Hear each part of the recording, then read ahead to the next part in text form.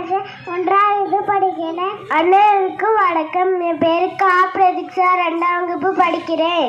ஆவுக்கு அடுத்து ஆ வருவது அரசனும் ஆண்டியாங்க என்பதை அறிந்திட. ஈவுக்கு அடுத்து ஈ வருவது இருப்பவன் தேனும் என ஐயம்பிட. ஊவுக்கு அடுத்து ஊ வருவது உழைப்பை நுக்கம் என உணர்த்திட. ஏவுக்கு அடுத்து ஏ வருவது எதையும் ஏன் என்று சிந்தித்து பார்க்க. ஐ மட்டும் ஏதோடு சேராமல் தனித்திருப்பது.